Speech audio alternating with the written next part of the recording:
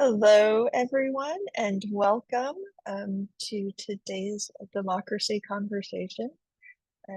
We will be talking about growing campus gardens. My name is Ellen Knutson.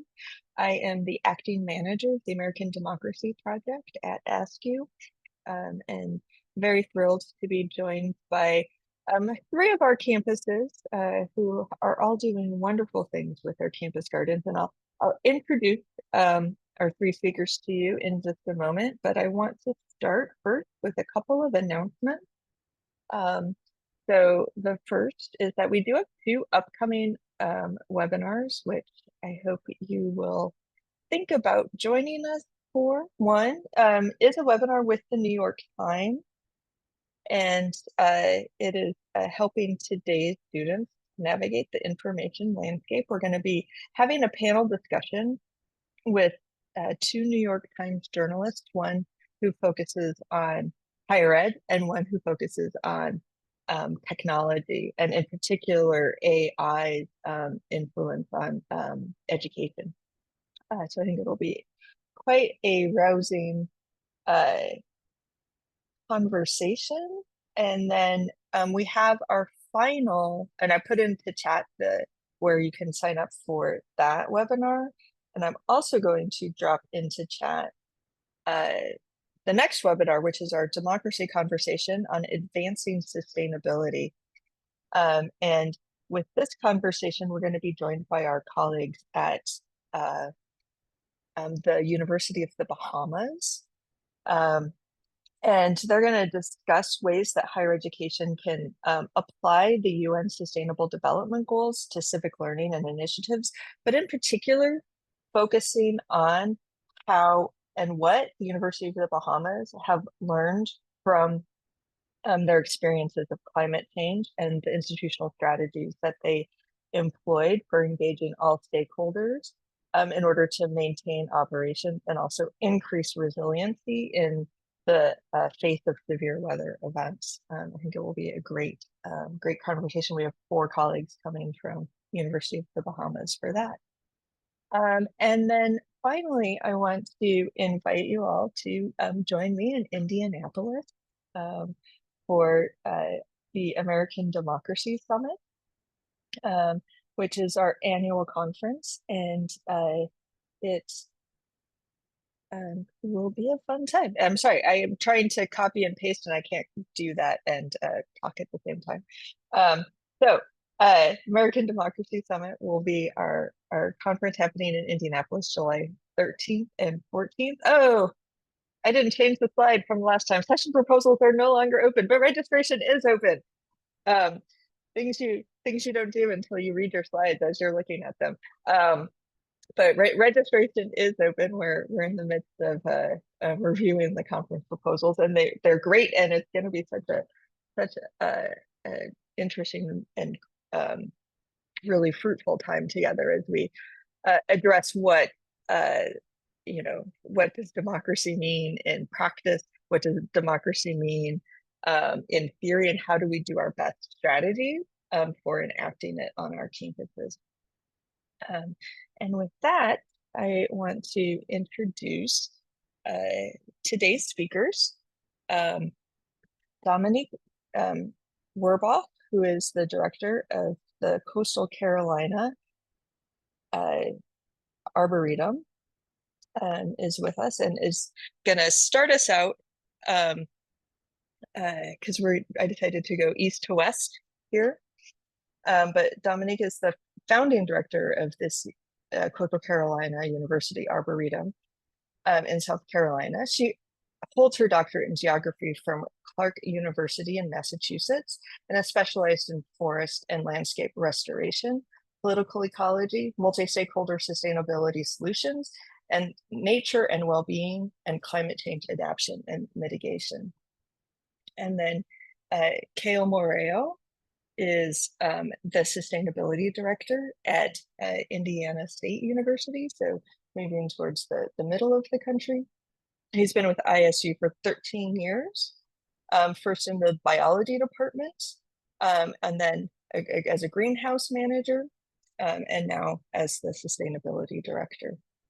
And then Hailey Maria Salazar, moving all the way over to the West Coast, is a teaching professor at Portland State University, and is, I'm sorry, I don't have all of my notes open at the right moments, but is in the Indigenous Nation Studies Department, and also is co-founder of Copyleft Cultivars, a nonprofit organization working to preserve and protect vulnerable plants through copyleft research.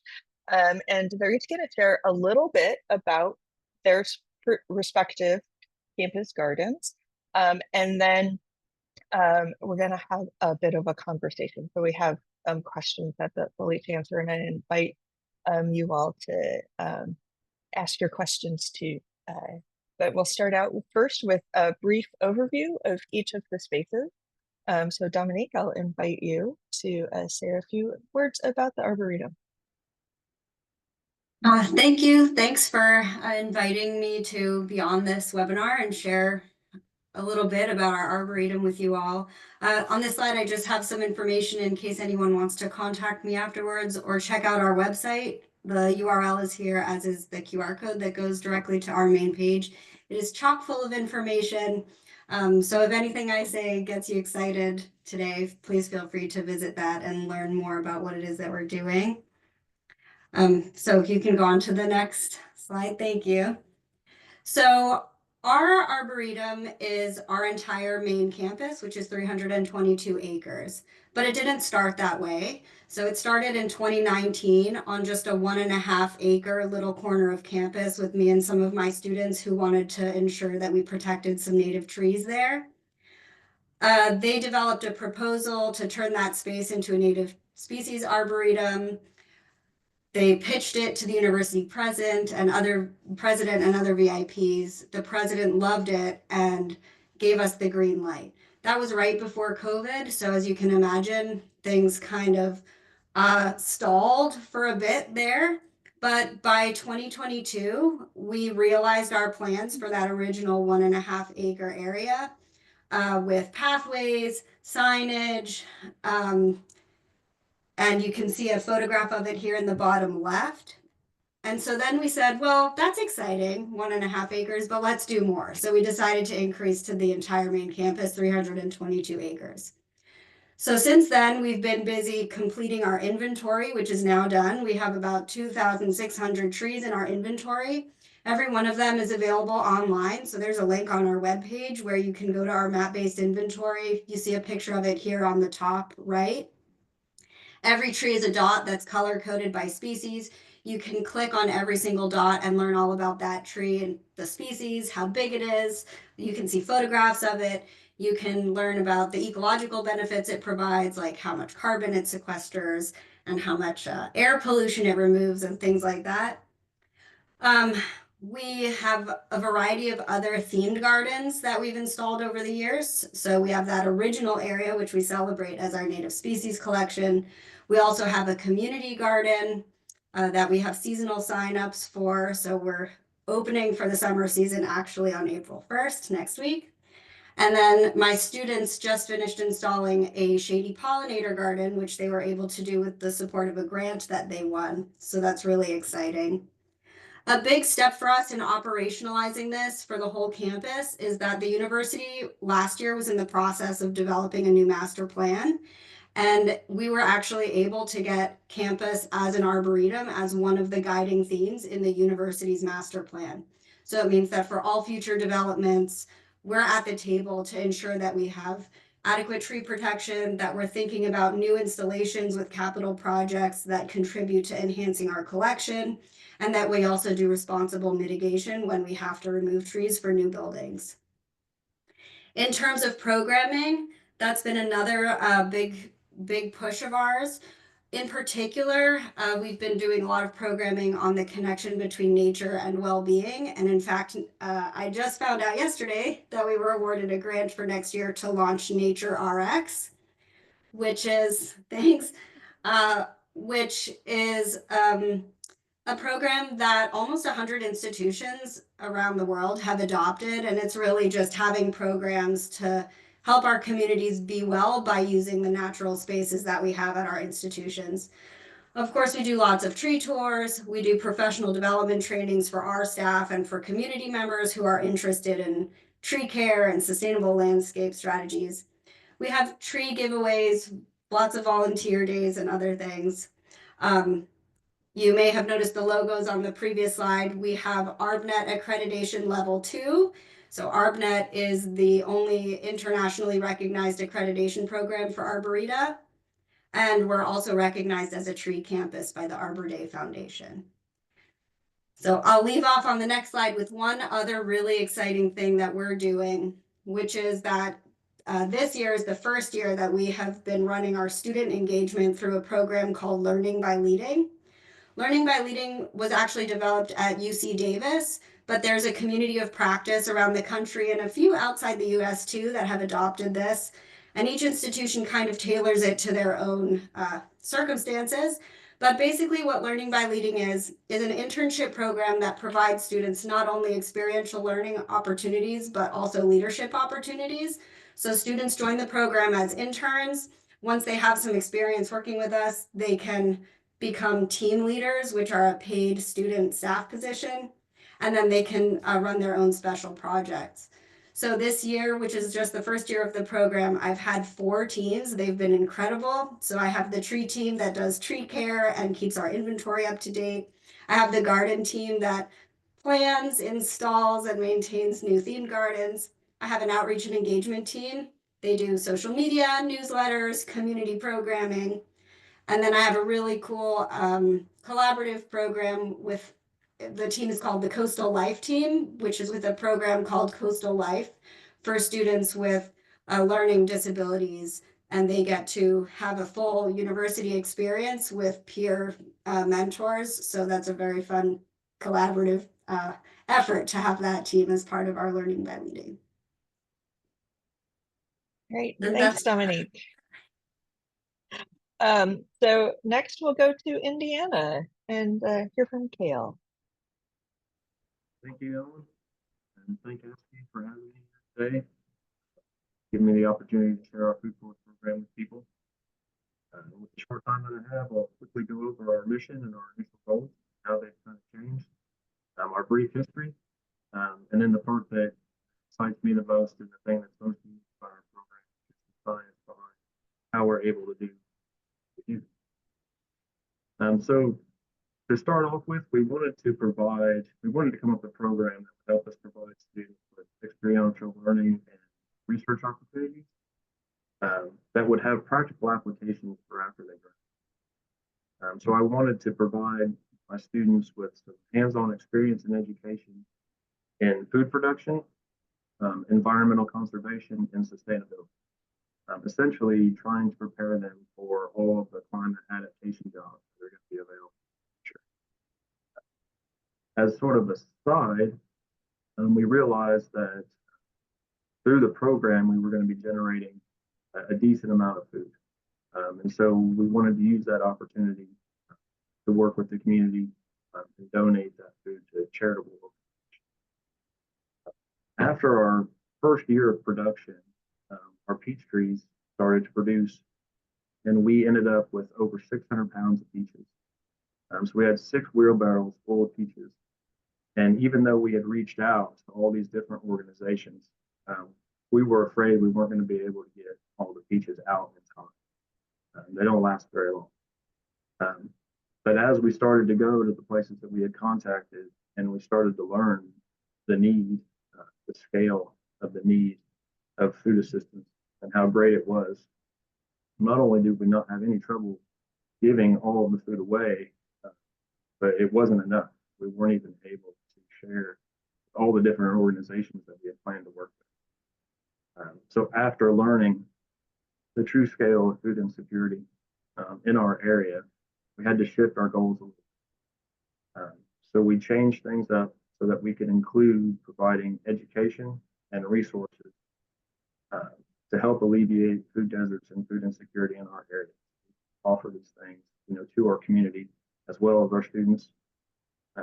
And we also started to employ efforts to expand our growing season. Initially, we were just going to produce food over the summer, a little bit into the fall. But again, with the need being so great, we realized that we really needed to provide at least some nutrition year round. So our program started in the fall of 2018. So we haven't been around very long. Started with a $3,000 budget, scraped together in a collaboration between 3 different departments. And then our university and the in-state gave us a plot of land. It's about half of a Terre Haute city block. So it measures 200 feet by 300 feet, which is about 60,000 square feet, or just shy of an acre. On the left side, or the north side of the plot, that's sort of our orchard. And we've got 150 fruit trees in there, along with various fruit-bearing shrubs and perennial plants. On the south side, or the right side, that's our market garden, our high-intensity vegetable garden. That's the area where most of our food is produced. It has over 10,000 square feet of plantable space. So it doesn't include the walkways or the border. And then the last sort of demonstration plot is the border that goes around the whole property. That's our native pollination garden. It not only acts to provide shelter and food sources for beneficials, but it also gives us some curb appeal. Everybody likes flowers, and so it draws a lot of attention in. Just about anybody that passes by and see us working out there, it's a good conversation.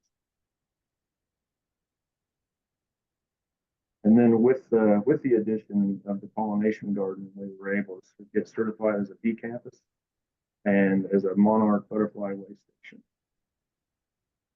Another interesting thing is, up until the year this picture was taken, up until last year, we did all this without access to water. All we had was rainwater. We basically dry farmed this whole area. And then last year, we were finally able to get it. The program now includes greenhouse production. So we had an old greenhouse that had kind of fallen into disrepair and became sort of a storage area. Things went to die. So we cleaned that up and refurbished it a little bit. And so now we can grow in a greenhouse. We started a mycology lab in my old office space. So now we can analyze soils for fungi, and we grow gourmet and medicinal mushrooms. We started microgreen production, so we have a space for that. We also have a hydroponic system. All of those things were added to extend our season. All of those can operate throughout the country. We also included a few beehives, and we started a zero waste composting initiative where we utilize 3 different types of composting so that we can compost all the food waste that's generated on our campus and prevent it from going to the landfill. Plus, it allows us to recycle all the waste generated by the office.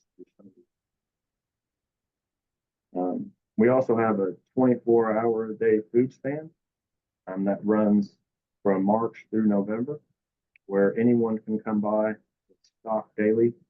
Anyone can come by and take whatever. And we now donate over 10,000 pounds of food to the community every year. And that brings me to the exciting part, which is sort of the science behind how we're able to do what we do. So our program, what kind of makes it unique is that we produce fruits, vegetables, and nuts, and we don't use any additional inputs. What I mean by that is we don't use any chemicals or any synthetics. So we don't use chemical fertilizers. We don't use pesticides, herbicides, or fungicides. We don't use any petrochemicals. And we don't even use organic chemicals.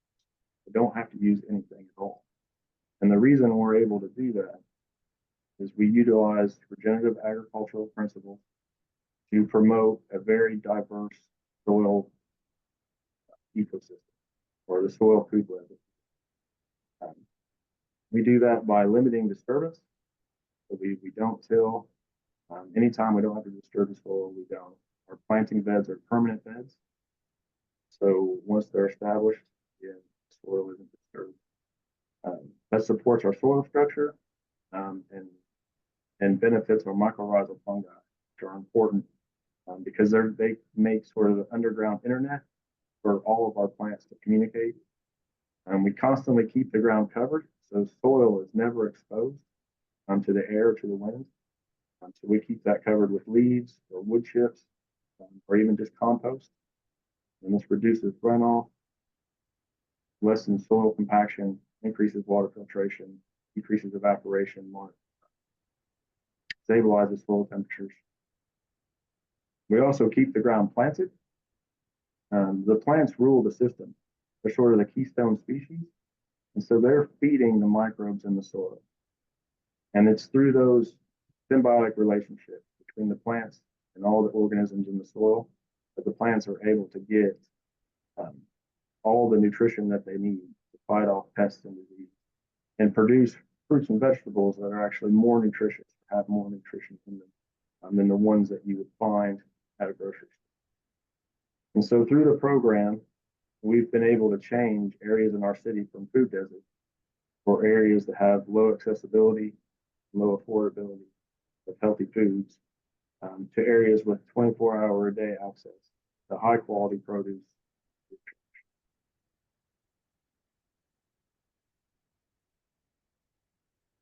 Terrific. Thank you, Cayle. And then over to Portland and Hailey Maria. Connecte kami mchaniabu amante te bote y protu itaiwe. Aina po Hailey Maria Salazar te aquintone yome into Sierra Madre po into Aguascalientes po hoemem. Hi, greetings to you all. My name is Hailey Maria Salazar. I am UM, enrolled with the Yaquis of Southern California and a descendant of the Sierra Madres and Aguascalientes peoples in Mexico.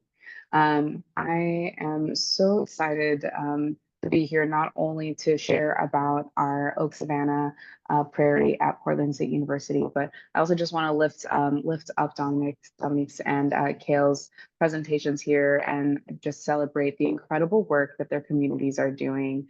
It's just warms my heart. It's incredibly inspiring to see the amount of community engagement you have really lifted up within your own academic communities, let alone, like it's really impressive. And it certainly is a challenge to do this sort of work, unfortunately. But to see success stories like your own is just incredibly inspiring to me. So thank you so much for your presentations. So here is our Oak Savanah Prairie in Portland, Oregon. So a little more than a decade ago, maybe even closer to 15 years ago, there was this really deep need for a sanctuary for students on campus. They were really calling for a place to gather. And this, in collaboration with the Indigenous Nation Studies Department and Judy Blue Horse Skelton, it led to the creation of what we know today as the Oak Savanah at PSU, which is a re-indigenized urban landscape for food, medicine, and ceremony. This was very much guided through student voices, as well as this desire to experience and understand the cultural significance of place and this value of connection with the land and the ways in which it can support healing, building community health, and resilience. So the Oak Savanah site was incorporated into the Indigenous Nation Studies Department's courses, very much centered around ITECK. ITECK stands for Indigenous, Traditional, Ecological, and Cultural Knowledge. So at Portland State, we offer an ITECK certificate. You can take this certificate program whether or not you are a PSU student, a Portland State University student. And a lot of times we actually have people from our community come in and take them because we have a number of community partners. We have municipal, city, state, federal partners that we work with and in our efforts to re-indigenize the urban landscape. And so a lot of times we'll have these relationships that we're cultivating and they'll say, hey, we really like this Indigenous, traditional, ecological, and cultural knowledge framework. We want to begin to really integrate these practices into the work that we're doing within our own organizations or our own institutions. So we teach classes such as Indigenous gardens and food justice, Indigenous ecological healing practices, Indigenous Leadership for Sustainable Futures, Cultural Ecology, and all of these courses, or rather most of these courses, include community-based learning hours as a part of the requirement. And so in addition to going on site visits 4 times a quarter, where we'll work with different community partners, oftentimes paired with a knowledge keeper, an Indigenous knowledge keeper, an elder. We also have our site visits at least once a quarter at our Oak Savanah. So we host seasonal gatherings as well. This image here in the center is an overhead view of our Oak Savanah Prairie. And this is from our Love the Land event. And so not only are we having these, do we have the space to use it as a learning site for students, we actually were able to get it designated as a living laboratory, which to me is incredibly exciting because it's Portland State University's acknowledgement of Indigenous science and Indigenous ways of knowing within an academic institution. So we have Camas, we have California oak grass, we have Gary oak, also known as like Oregon white oak. We have rose, serviceberry trees. These little plant relatives are seen all around the slide here for you. And what we're looking at right now is, so we have these different micro prairies mounds that we've created, and all across that green space is camas field. So right at the end of spring, like late April, early May, you start to see the beautiful purple flowers just popping up everywhere. It's just absolutely magical. The building that is like a little bit yellow over there is our ITECK Center. We're actually going to begin renovations of this space, expanding the ITECK Center. And yeah, so it's very, very, very exciting for us to see the evolution over the past 14, 15 years of our students asking for a space to gather, and also wanting to just develop a deeper relationship. It's a bit surreal if you were to like look on a map of downtown Portland. There are quite a bit of green spaces, but it's often grass. And so to see that we have an Oak Savanah Prairie, which there's less than 1.5% left of in the Pacific Northwest. It feels like a process of reclamation and re-indigenization of these landscapes. And it's amazing to see that we have so many allies and accomplices in this space within the academic institution, but also the greater community at large. Yeah, and if you are interested in learning more about the ITECK certificate, you can visit our website at pdx.edu. You can just search ITECK and it'll pop right up. And this is a certificate offered by the Indigenous Nations Studies Department. Thank you all so much for listening. Thank you. So I'm going to stop the screen share and move into the conversation part. I have some questions that I'll ask, but everyone should feel free to raise questions as well. So first, you all have touched on this a little bit, which how would you say that your campus garden aligns with and supports your university's mission or strategic plan?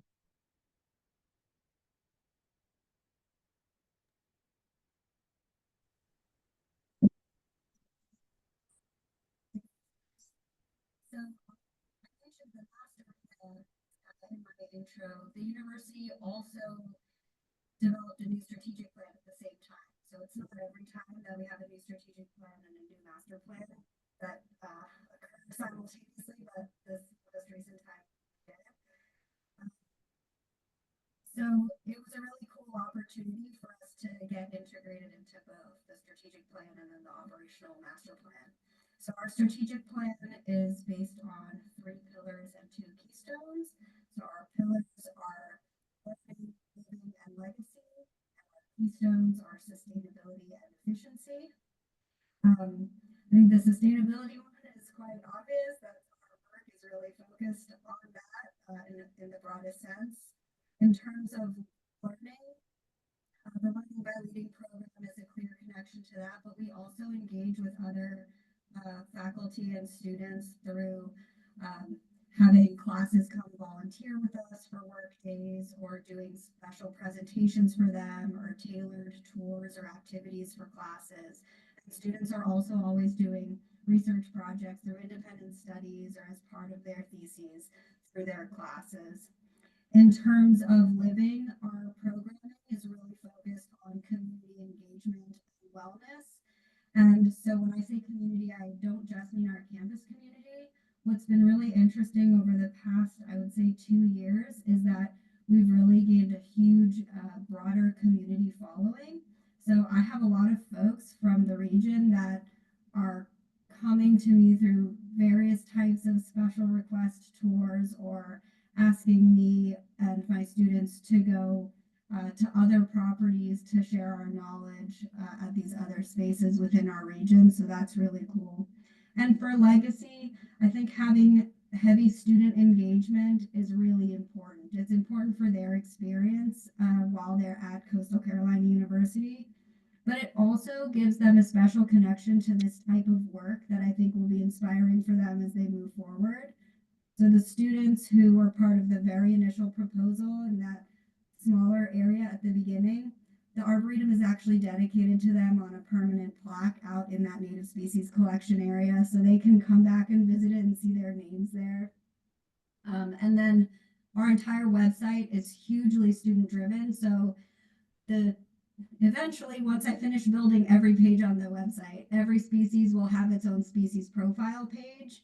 So all the native species in our native species collection have one so far because of the QR codes on the signs. I'm still building our full collection, but each one of those species profile pages is also written by a student. And on that web page at the bottom, it says species profile written by, and then the name of the student. So it's just important to always acknowledge and re-acknowledge and connect the students to the impact of the work that they're doing. Great, I love that. For ISU, basically our university's mission or strategic plan involves a core set of values. So we have learning, discovery, and engagement. With learning, what we're kind of after is giving our students practical application in their education. What we're finding is the world's changing so fast that you could come in as a freshman and know exactly what you want to do when you graduate. Then over the course of 4 years, getting your degree, and when you enter the job market, the industry is completely changed or is already irrelevant. So we really try and focus on having our educators stay up to date with whatever industry they're preparing students to. Discovery, that just touches on the fact that a lot of our students, when we get them, they don't know what they want to do when they graduate, or they have an idea of what they want to do, but they don't have any idea what a person in that role actually does. And so, again, try and help them find their strengths and weaknesses and align those with their interests.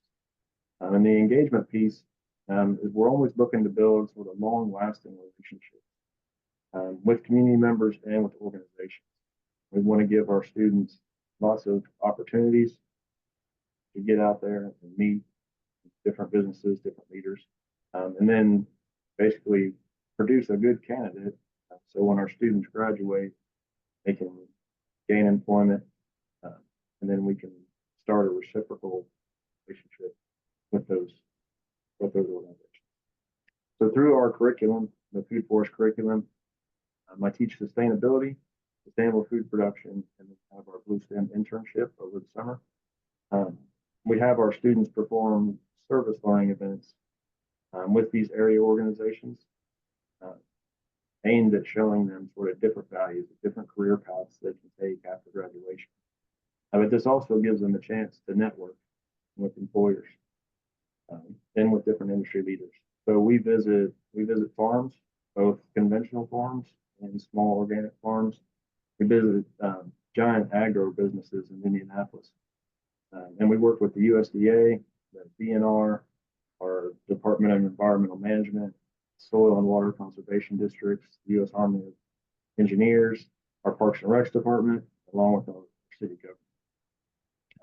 And then it's been somewhat successful. I now have at least one student from each year of the program is now working within one of these local government offices because of the connections that they made through the internship. And that's keeping our talent local. So they're not leaving Indiana, which is building our community resilience. And it's definitely ensuring long-lasting collaborations because now I have students that are willing to collaborate.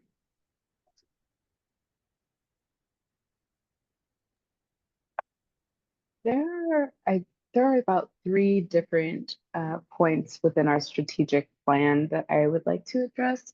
The first being that this program really does fulfill this need to invest in education that enhances personal growth, professional growth, for whether you're mid-career or you're just an advanced learner. The certificate program is incredibly valuable for those who wish to connect with those jobs that exist in our community, whether that's Department of Natural Resources, City Parks and Rec, USDA, et cetera, or working at a National Wildlife Refuge. So many of my students end up taking these practices and these ways of being and ways of relating with the land, and they bring them into the community. And it opens up a lot of opportunities for them to be able to meet all of these different community partners and see, okay, maybe I'd like to work more in this realm. Maybe I want to work somewhere else in this line of work. And so being able to have that opportunity is pretty impactful. We also do provide these different research-based learning experiences, especially being that we have our Oak Savanah Prairie designated as a living laboratory. Some work that is currently underway is a longitudinal phylogenetic analysis where we're looking at the soil and what exists in the soil, being that we're in the middle of an urban environment and knowing that there were buildings with asbestos built in that area beforehand. What we're doing is we're going to be we've already taken some samples to see what life exists in the soil and what does it look like when we begin to implement more ITECK practices. Kind of speaking to that regenerative agricultural practices, drawing from different communities in the region and beginning to really see how the land can heal. So we're going to be bringing in not only Indigenous science, but we're also bringing in Western science into this living laboratory and making for a very academically rigorous research opportunity for students to engage with. And finally, and like most importantly, the reason why this all came about is because students wanted to feel like they belonged there. With being in an urban environment, it's very easy to feel separated. There's a lot of concrete, things are very rigid, and being able to have culturally engaging experiences that are academic and intellectually stimulating, while also being in a space where they are safe to connect with the land and learn from each other through those connections. It's just incredibly powerful. So I see that there's one of PSU's sayings is like, let knowledge serve the city. And I can't help but see the Oak Savanah Prairie as not only allowing for Indigenous knowledges and ways of knowing and ways of being to heal the city, but also we're serving the city by re-indigenizing these landscapes by doing carbon sequestration and in this little tiny plot of land. And we hope to, much like our earlier presentation with our Arboretum, expand Portland State University's campus to be Oak Savanah Prairie, as opposed to these green spaces with grass and trees that are not native to the region. So yeah, it's all very exciting. And yeah, again, just hearing these presentations just gives me so many ideas as to what we can begin to implement at our own institution as well. So I'm great. Great. So building on that, sort of this notion of expanding the gardens that you have now, or even for folks who maybe be on a campus that don't yet have a campus garden, what are the institutional relationships, the kinds of protocols, or other elements that you think are necessary for starting or expanding your campus gardens?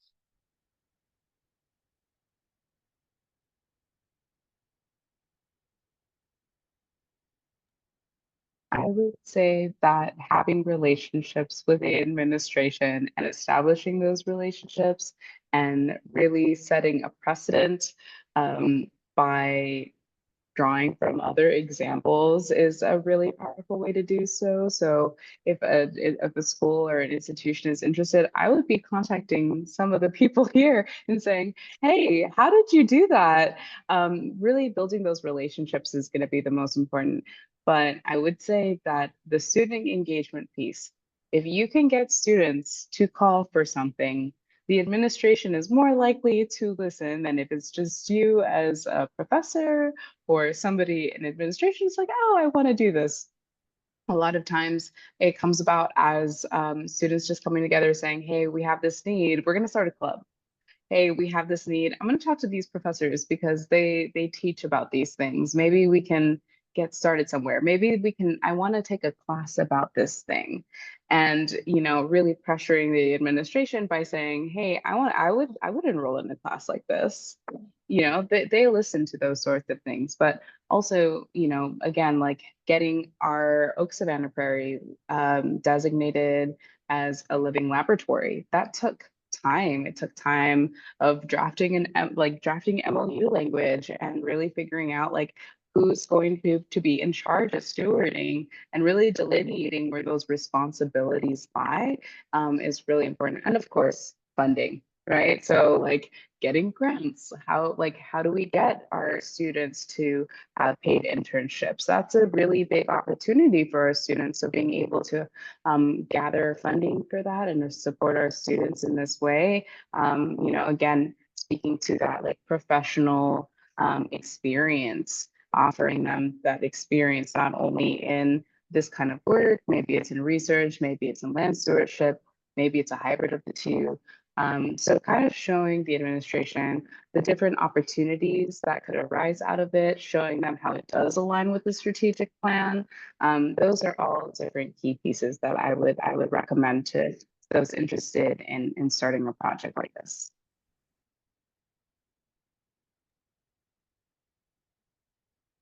Yes, I totally agree with that. I think for us, it's been kind of like this multi-dimensional way of getting everything in place to be able to make this a reality. So there's like vertical and then horizontal kind of relationships. So horizontally, it's like community engagement, and that can mean buy-in from faculty and students. Vertically, as Hailey Maria was mentioning, having the higher level administrators, right, the decision makers at your institution buy into this thing that you're selling. But I think also working with whatever units at your institution are the ones responsible for the work for that scope of work on the ground. So for us, that department is called grounds. Getting buy-in from them as well and making them part of the process is really important, because otherwise there's the risk of it becoming something that's kind of like dropped on them or left to them.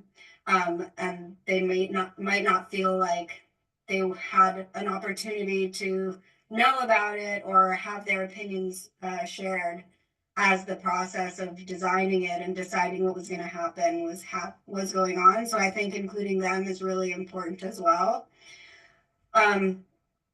I'll just, as like a side example, the area that my students just finished establishing a shady pollinator garden, that area had actually previously been built as a pollinator garden several years ago by a student, but it was by a student. And then the student graduated, and then there were like 6 random old trellises that were there, dilapidated, with some like really spindly vines growing on. You know, it was just left there and nothing was really happening. So having the buy-in of the operational unit is, I would say, as important as getting the administrators to say, yes, we think this is really important for our campus and our institution. And so having the multi-directional support is always really good. I couldn't agree more with both you guys have said. I guess I could just add that for a program like ours, we needed really strong support from the community. And so as soon as we could, we got the community involved in sort of the decision-making process.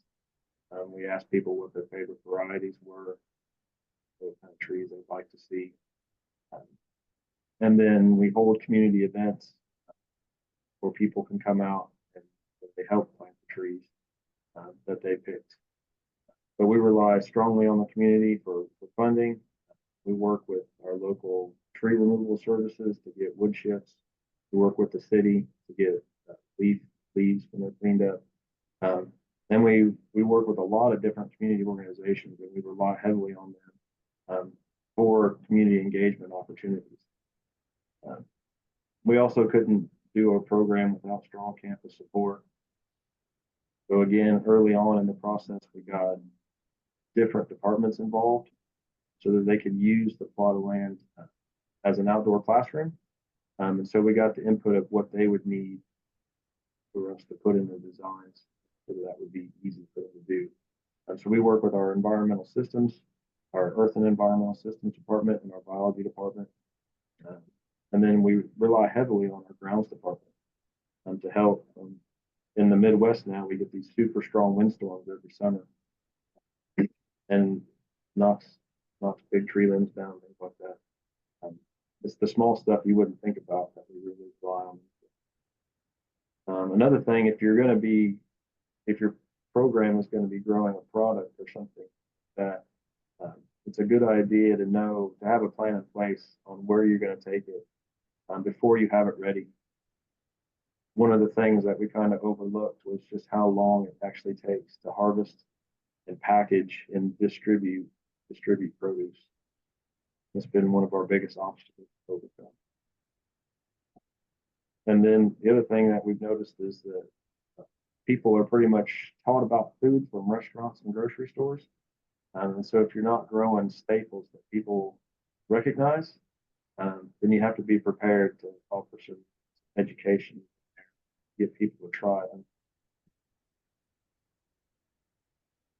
Great. So just again, building off of, sort of that notion of community education or community engagement, Cayle was just talking about, what are some other ways that you all have used your campus garden to cultivate that level of civic responsibility or stewardship of the land while engaging, not just your campus community, but the wider community as well?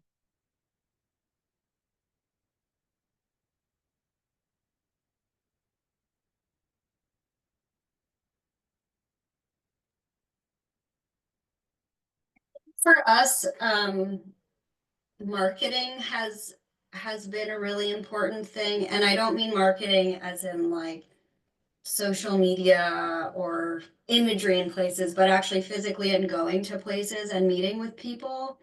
So we've established some really strong partnerships with other properties in our region that are either like public parks or private conservation properties or public gardens. And by building relationships with them and having a presence there as well, then suddenly the folks who recognize and go to those places, which they're much more well known and more people go there, it gets us on the radar for folks in the region outside of our university community. And so that has been really, it's kind of a snowball effect. So once you get it going, it just really builds and builds and builds.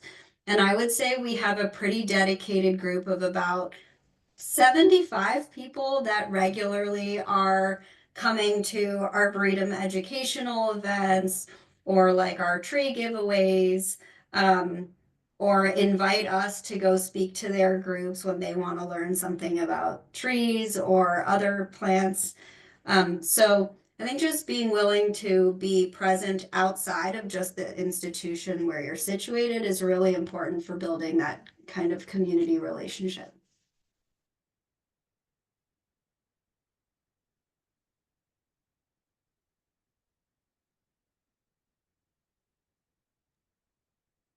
Yeah, I can speak to the civic engagement piece a little bit more.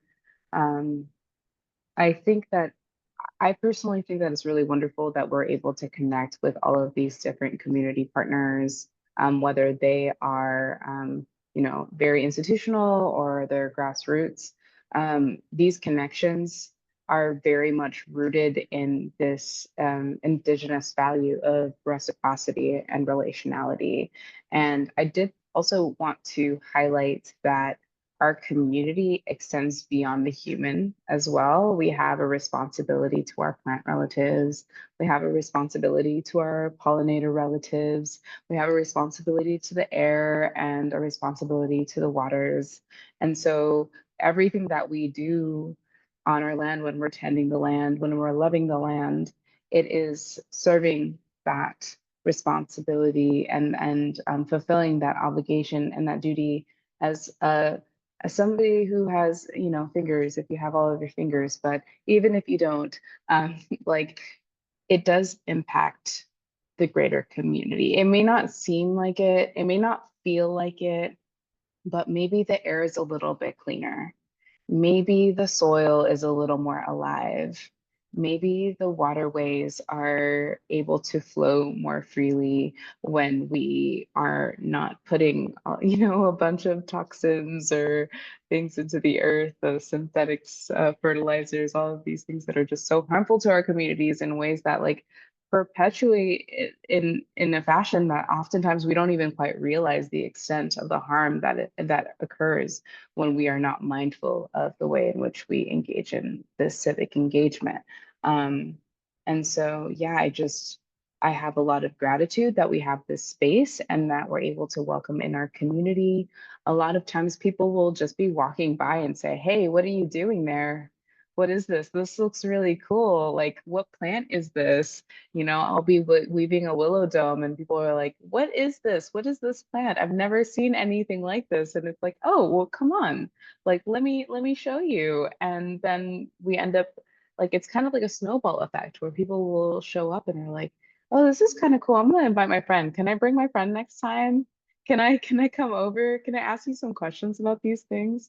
And then it's just not me too. It's like everyone becomes knowledgeable of how to be a steward and how to engage in these relationships. And so, yeah, and they take it with them wherever they go, the cities, right? Like people are coming and going all of the time. So I kind of like to think of it as we're guerrilla gardening the minds of others, and hopefully we'll be spreading the seed of ITECK and Indigenous ways of being and relating with the land around us, in perpetuity. So.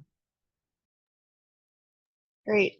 We're coming close to the end of our time, and I want to be sure to open up for questions or conversation or comments from folks who have been listening to our guests. And also for the three of you, if you have questions for each other as well.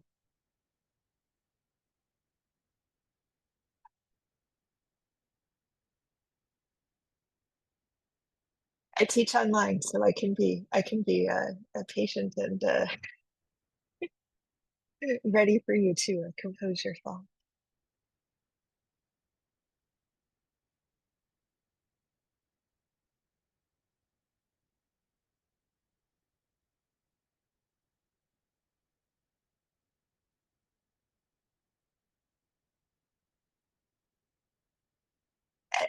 As it seems no burning questions from others or from the three of you, I will ask a final question as a wrap up, which is what what are you most excited about in terms of what's happening in your gardens or what you have plans for your gardens in the upcoming months and years? Let's start with Cayle. Okay. So the reason we call it our program a food forest is because at Indiana State University, we call our students the sycamores. Sycamores are trees. You get a bunch of trees together, you get a forest. But there's also a permaculture term for a food forest. And so we did try and play on that a little bit as well. But what we've learned is that food forests, in their purest sense, do best in the tropics, where the sun is always coming straight down. Here in Indiana, the sun comes in at an angle, and we don't have a lot of shade-loving species. So, to make a long story short, we're transitioning our food forest to more of a food savanna. So we're seeding the understory with native flowers and native grasses, and then we're going to run a chicken tracker through there and be able to add eggs to our offerings. So we're pretty excited.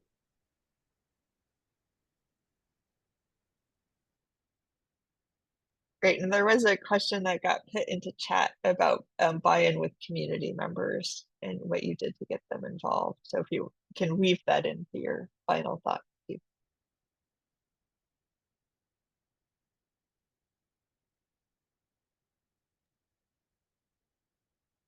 So the thing I'm excited about is developing Nature RX, which is directly related to our community engagement. So it's going to allow us to expand our programming that focuses on what we're doing on the ground and the beautiful way that Hailey Maria talked about it, and then getting people to connect with it in that way. In addition to getting their hands dirty and working with us and being able to be, physically, but also emotionally and spiritually involved in the work that we're doing, and then take the positive, hopefully positive experience that they have with us back out into their, to their homes or their own communities when they leave our campus. I think at the very beginning, getting community buy-in was, I would say, two main ways. One is really having those giveaways, plant giveaways or tree giveaways, because people love to come out and get plants. And like there are people out there who love plants, love trees, and if they're free or there are people giving them away who know something about them that can answer questions, folks are excited. So that's been a huge draw to campus, and it's been a way that we've been able to spread information about what we're doing beyond the bounds of our institution, but also going to other places and leading tours at other properties or excursions at other places where groups like garden clubs or master gardeners or master naturalist groups tend to go, and they themselves have their own communities, and it really just like spider webbed out from there.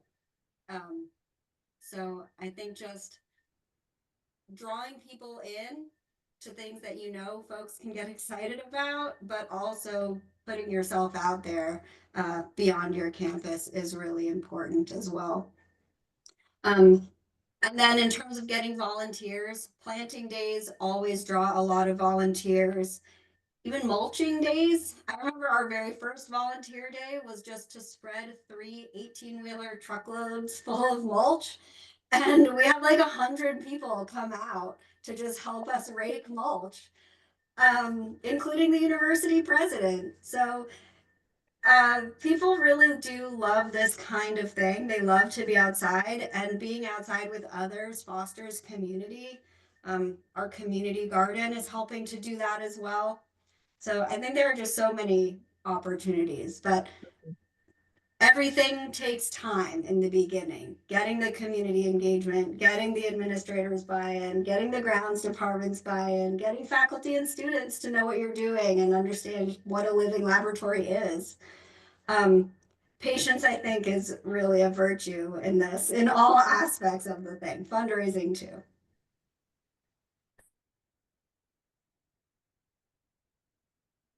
So we're at the end of time, but Hailey Maria, I don't want to leave you out if you have any final thoughts. No, thank you though. And I will thank everybody who has joined us today. It's been a wonderful hour together. It flew by. And when I looked up and was like, there's only 6 minutes left, I was like, what has happened? But I'm sure that any of our guests would be happy to, connect with you and talk more about this as you continue on. So thank you very much. And I will call us officially adjourned. Thanks, everybody. Thank you. Thank you.